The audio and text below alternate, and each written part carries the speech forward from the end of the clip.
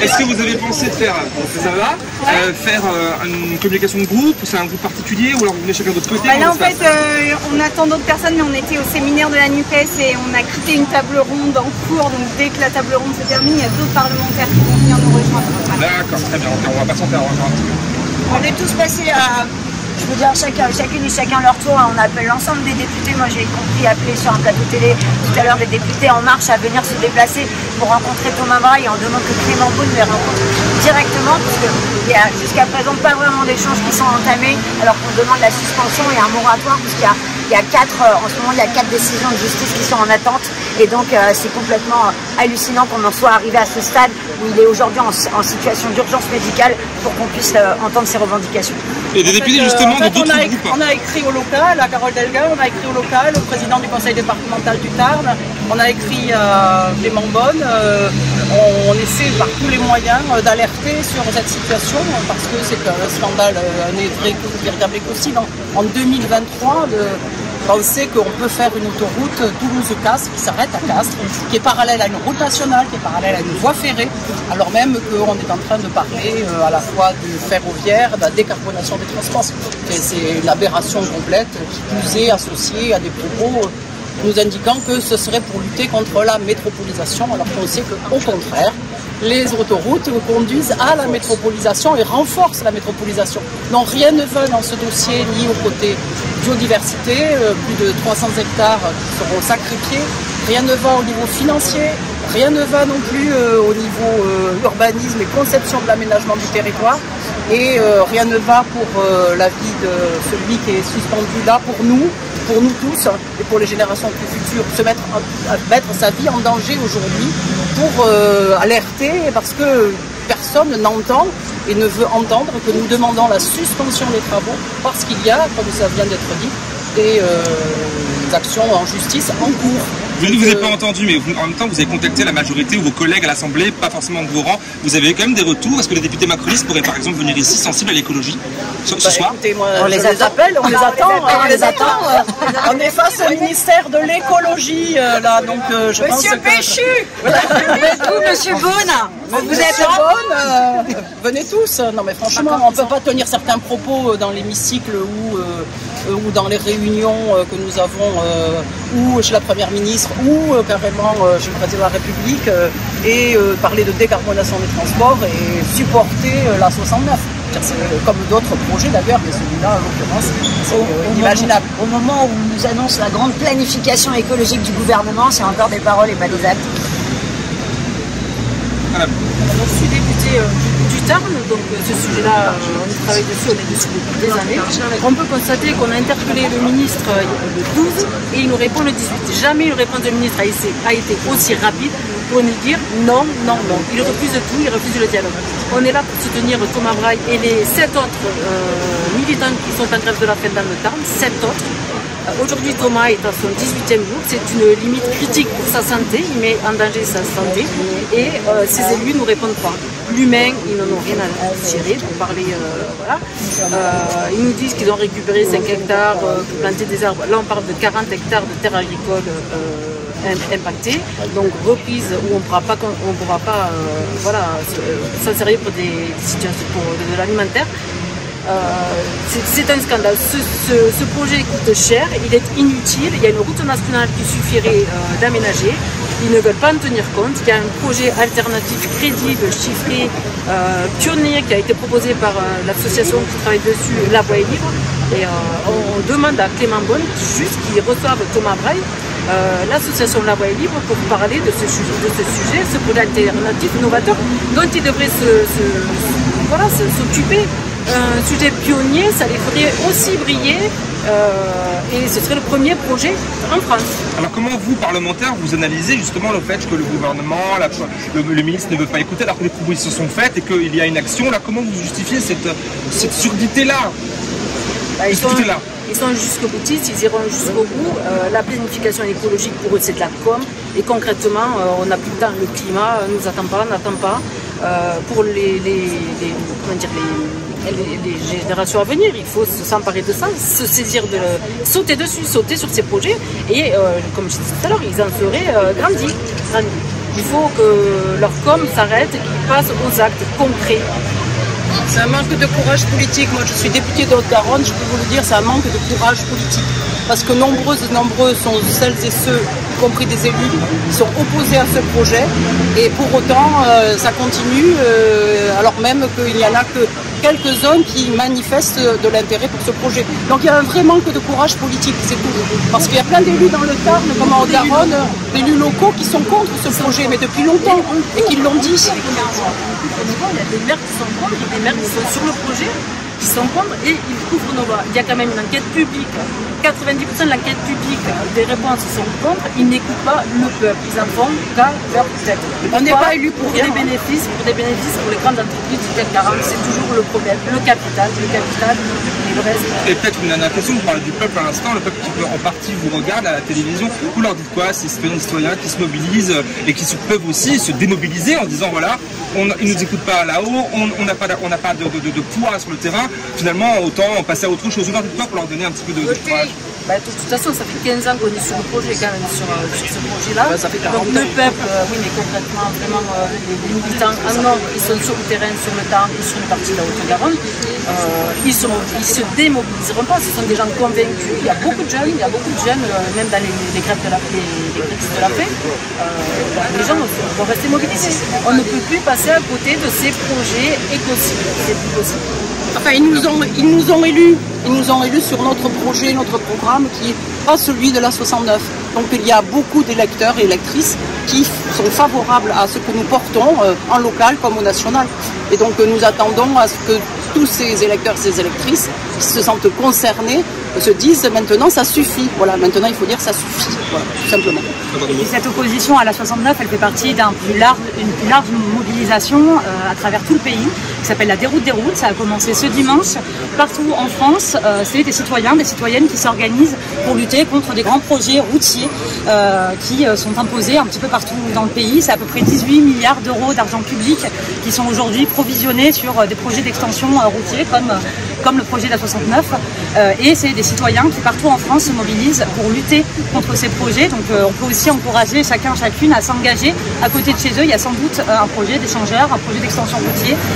Et ils peuvent s'engager dans ces collectifs qui s'organisent déjà. Ça s'appelle la Déroute des routes. Et chacun et chacune peut se mobiliser dans ces mobilisations. Donc on dit à Clément Beaune, ouvrez la voie au dialogue. Suspendez les travaux. Il n'y a pas de doute, il faut suspendre ces travaux. Maintenant, on arrête de couper les arbres, on arrête de faire des routes et on protège la planète. En fait, c'est vraiment le message qui est donné par ces personnes. Il faut savoir que là, le 18e jour de grève de la faim, c'est la limite physiologique, au-delà de laquelle on a des séquelles sur son corps. Là, il est en grève de la faim pour uniquement le bien commun, pour préserver la nature. C'est ce qu'on appelle la Carole Delga, on appelle aux élus qui peuvent défaire cette décision. Clément Beaune, mais aussi Christophe Béchu, doivent se saisir de ça. Nous ne sommes plus dans le temps où nous pouvons construire des routes. Et là, maintenant, on va aller les voir. Je propose que tous les députés, nous allions au pied de l'arbre, enfin tous les élus, nous allions au pied de l'arbre, parce qu'ils nous laissent passer les élus. On va aller les soutenir moralement, parce que c'est très important. Et demain matin, il y aura sans doute un autre rassemblement, parce que là, maintenant, on est décidé à ne rien lâcher, les amis. Voilà. Avant d'aller peut-être, est-ce que vous pensez que vous pouvez l'avocat du diable? Est-ce que vous ne pensez pas que Beaune, etc., prennent ça comme du chantage et ne veulent justement se braquer pour cette forme d'action? Alors en fait, on n'est pas dans une gestion de l'ego, on est dans une gestion de la planète et de notre mise en danger à tous et toutes dans les années à venir. Donc là maintenant, s'ils sont vexés, eh bien, on les rassurera après sur leur ego, mais là c'est pas le sujet. Merci.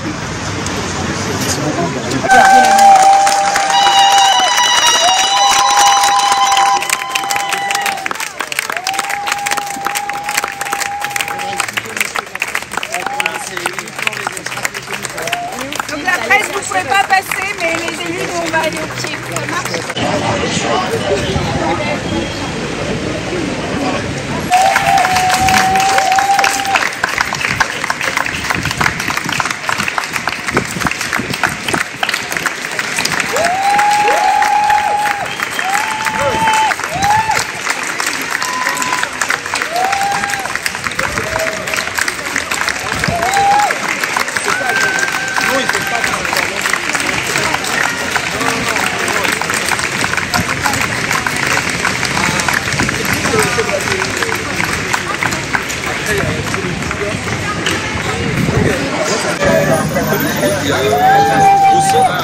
le ministre se déplace. Ils sont au courant, dans le cabinet ils sont au courant, le ministre est au courant. Non mais c'est ça, c'est le truc du mépris permanent, quoi. C'est-à-dire que sur les retraites comme sur un arbre, comme sur silence total. Ah non mais c'est insupportable, c'est insupportable. Enfin, vraiment, ces gens ne supportent pas l'altérité et juste de discuter avec des gens qui ne sont pas d'accord. Et là, même sortir, je disais aux deux meufs là, il sort, même si on serait un machin, il paraît humain en fait. Mais exactement. Quel est l'intérêt de ne pas sortir? Surtout que là, il est vraiment, enfin, il est mal, hein. Moi, j'ai mon téléphone, on a fait une interview. Ah, t'es monté? Je suis montée hier. Et vraiment, il est pas loin. L'intérêt de ne pas sortir, c'est que s'il sort, il sera obligé de prendre une décision. Et il y a aussi peut-être un coup médiatique plus fort. Aussi. Que là, pour le coup, on n'est pas tellement... Non, mais là, on n'est pas sur du média, on est sur le fait que là, il y a une autoroute. Sa santé qui est... Ouais, mais bon, tout passe par ça, on sait. Ça va bien même l'autorité environnementale a rendu un avis En plus, aujourd'hui, c'est vrai, il y a eu le truc de planification écologique. Bah, c'était le moment. Vous en avez parlé peut-être. Vas-y, les derrière. Il faut appeler Vincent Payon aussi. Pardon? Vincent Payon aussi, le secrétaire général de la planification écologique. Oui, oui, mais il y a plein de gens qui vont agir dans cette, vraiment partout. Donc il suffirait juste de dire non mais on arrête les bêtises. Ce projet est anachronique, c'est un projet de notre temps qui date, alors les élus qui sont pour, ils disent que ça date de 20, 30, 40 ans. Aujourd'hui, il faut se réveiller, le climat n'attend plus, c'est un projet écocide, inutile, coûteux. Coûteux parce qu'il y a déjà des voies, deux fois de voies qui vont être données au concessionnaire Atosca. Donc c'est de l'argent public déjà qu'on va rétrocéder à une entreprise privée. Ce projet est tellement coûteux, le péage c'est 15 € par jour. Un tarné moyen ne peut pas mettre 15 € par jour pour prendre l'autoroute. Donc qui va prendre cette autoroute? C'est l'autoroute des ultra riches, du capital. C'est fait pour les entreprises, les grosses entreprises, pas les petites, les grosses entreprises qui vont aller se mettre sur cette autoroute. Aujourd'hui, ce n'est pas quelque chose qui répond à un besoin concret de la population. Il y a la route nationale, il y a un projet qui a été fait et chiffré, un projet alternatif pionnier par le collectif La Voie est libre, qui a le mérite d'exister et aujourd'hui Clément Beaune devrait s'en saisir. S'en saisir et mettre tout le monde autour de la table pour faire quelque chose qui correspond en fait aux enjeux climatiques d'aujourd'hui. Et il faut arrêter de s'arc-bouter sur des projets du siècle dernier, c'est pas possible. Et vous avez bon espoir de le rencontrer, Clément Beaune, aujourd'hui? Alors aujourd'hui, s'il vient descendre de son ministère, voilà, on souhaiterait justement qu'ils descendent et qu'ils viennent sur le terrain se rendre compte de ce qui se passe. On appelle tous les élus aussi qui sont pour ce projet-là de venir autour de la table et de venir voir le collectif et vraiment de parler de choses concrètes dans l'intérêt du bien commun et du vivant. Merci beaucoup. Merci à vous. Christophe avec nous, Christophe avec nous, Christophe avec nous, Christophe avec nous,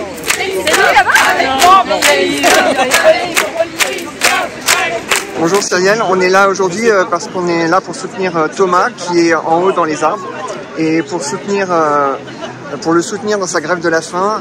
Il arrive au 18e jour je crois et sa santé est donc dans un état critique. On a réussi apparemment à lui trouver un médecin qui accepte de venir le voir pour le sculpter ce soir. Qu'est-ce que tu retiens de ça? C'est-à-dire là on est devant le ministère de la Transition écologique depuis des semaines, il n'y a aucune réaction et là on est avec une personne qui est au bord de problèmes graves pour sa santé, qui lutte pour une cause qui est celle de l'intérêt général.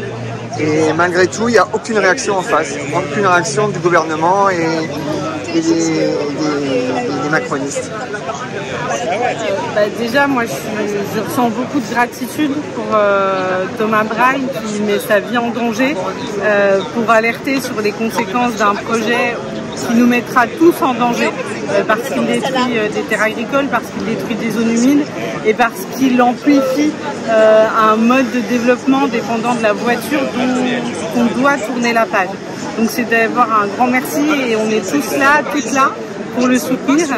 Et deuxièmement, c'est parce que cette situation, c'est vraiment l'illustration de l'aveuglement dans lequel est ce gouvernement.